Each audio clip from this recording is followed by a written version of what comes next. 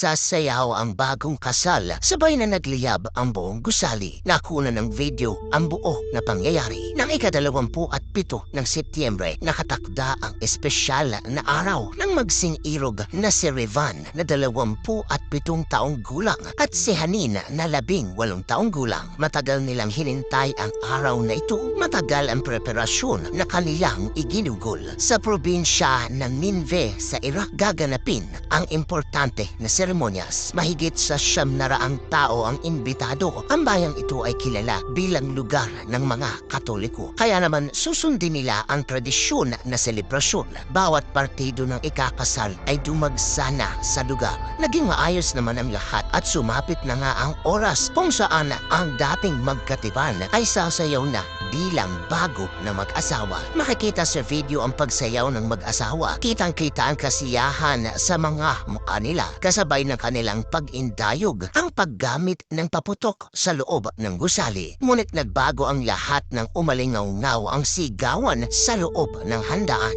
Makikita sa video na tila ba umuulan ng apoy sa isa munang bahagi ng gusali na pinagdarausan ng kasiyahan. Kitang-kita na nagsimula ng magtakbuhan ng mga tao. Ang iba ay dinampot agad ang kanilang mga anak, samantalang ang iba naman ay tila ba nabato-balani at hindi na nakakilos pa. Sa bilis ng pangyayari, tila ba naging bangungot ang dapat ay masaya na kaganapang ito. Nang dumating ang mga bombero, nalaman ng mga ito na isang maliit lamang na pintuan pala ang lalabasan ng mga bisita. Doon tarantang nagsisiksikan ang halos 1,000 bisita upang makalabas. Habang punong-puno na ng usok ang buong kapaligiran, napagpasyahan ng mga bombero na wasakin isang pader upang magsilbi na labasan. Ngunit mas lumala pa ang sitwasyon dahil sa pagsambulat ng hangin sa gusali ay mas naging mabilis pa ang pagkalat ng apoy. Ayon sa mga ilang saksing bisita na ang mga host na mga bombero hindi rin lahat gumagana. Nang matapos na matupok ang gusali, idineklara na mahigit sa 100 mga tao ang nasawi. 150 naman ang nasa critical na kondisyon. Kasama sa nakaligtas ay ang bago na mag-asawa. Ngunit sa kasamaang palad, sa partido ng lalaki, 15 miyembro ng kanyang pamilya ang nasawi. Samantalang sa babae naman ay 10 mga miyembro ang kinuha sa kanila. Kasama na lahat na kanyang mga kapatid na lalaki, ang kanyang ina at ang kanyang ama ay lumalaban pa rin at nasa critical na kondisyon sa ospital. Ayon sa mag-asawa na hindi nila kayang manirahan sa kanilang mismo na komunidad dahil sa tindi ng hinagpis na inaabot nila matapos ang matindi na trahedya. Araw-araw ay kinakailangan nilang pumunta sa libing ng daang-daang kamag-anak mismo nila. Dagdag nila na walang hindi namatayan sa lahat ng mga bisita. 4-5 nanlulumo sila dahil ilan sa mga nasawi ay buong pamilya pa. Sa ngayon, hindi makapagsalita ang asawa ni Ravin na si Hanin. Palagi lamang itong nakatulala at nakatingin sa kawalan. Nakaligtas man daw silang dalawa. Ngunit tila ba kasama na sa nasawi ang puso at damdamin nila. Ito ay dahil sa nangyari sa kanilang dapat ay pinakamasayang araw. Ayon kay Ravin na halos kalad ka rin niya ang bagong asawa dahil hindi ito makapaglakad dahil sa suot nito na gown. Nang bumukas ang pintuan sa kusina, doon nagtakbuhan ang karamihan sa kanila. Sa simula pa lamang ng sunog, namatay agad ang lahat ng mga ilaw kaya dumilim ang buong kapaligiran. Hindi alam ng halos 1,000 tao kung saan sila dapat nalalabas at magtatakbuhan. Isa lamang ang maliit na pintuang lalabasan. Ayon kay Ravin, 2 araw ang nakalipas. Inilibing nila ang tiyuhin ng kanyang asawa kasama ang 2 pinakamalapit na pinsan niya. Kahapon inilibing naman daw nila ang isa pa niyang tiyuhin. Ngayong araw ay kanya namang iba pang mga pinsan. Kinahaponan inilibing ang kanyang ina at ang mga kapatid na lalaki niya. Nasa ospital pa ang kanyang biyanang lalaki. Nasa critical din na kondisyon. Isa pa sa pinsan ni Ravin ay ang DJ. Lumabas itong sandali upang makapag-break. Nasa loob ang kanyang katipan at kanyang sandali na iniwan. Ngunit nakatanggap na lamang ito ng tawag na marinig nito ang sigawan. Doon narinig niya ang salita ng katipan at sinabi sa kanya, "Papanaw na ako. Pag-ingatan mo ng maigi ang sarili mo." Paglingon nito ang gusali ay nagliliyab na at hindi na siya makapasok pa. Nang maapula ang sunog, nakita nito ang kanyang katipan na halukip-kip sa gilid. Wala na itong buhay dahil siya ay nasuffocate. Naaresto na ang may-ari ng gusali na sinasabing gawa sa sobrang napakamarupok ng materyales. Sama sa inaresto ay ang mga nagplano ng kasal dahil nilabag nila ang napakaraming mga batas sa Iraq. Inanunsyo ng presidente ng Iraq ang araw ng pagluluksa para sa mga namatayan at agarang iniutos nito ang mabilis at malakihang investigasyon sa kung sino dapat ang malagot sa napakalungkot na trahedyang ito. Nakalulungkot man na ang isa sa pinakamasayang dapat nakaganapan sa buhay ng tao ay nauwi sa ganito. Maraming salamat po sa pagsama ninyo sa segment natin sa araw na ito.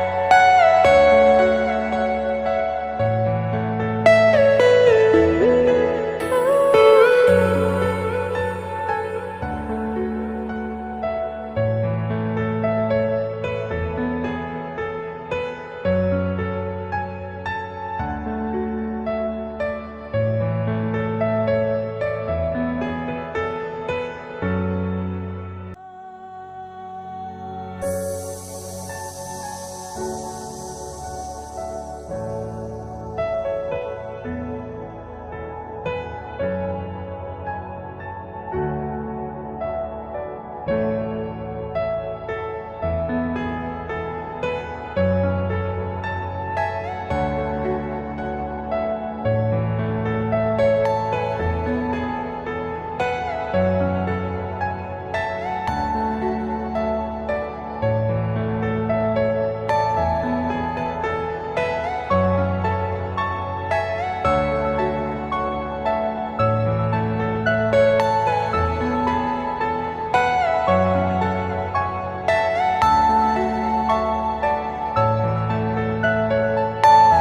you all my personal dream?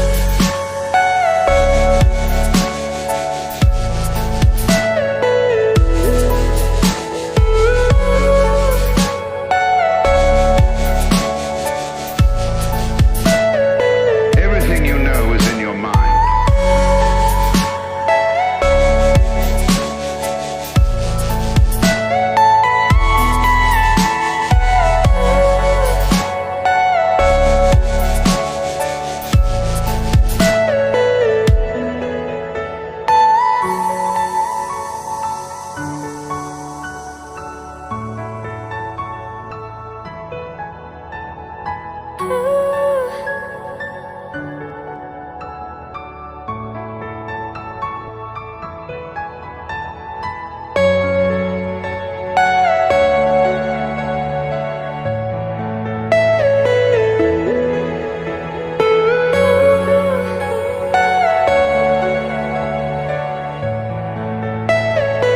Are you all my personal dreams?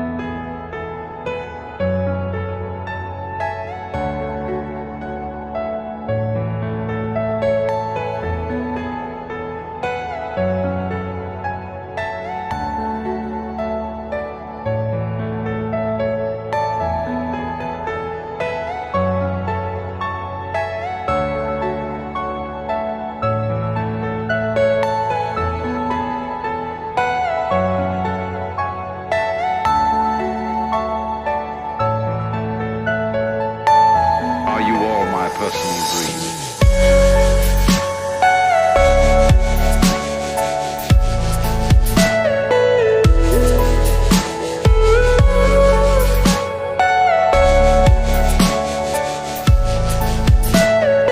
Everything you know is in your mind.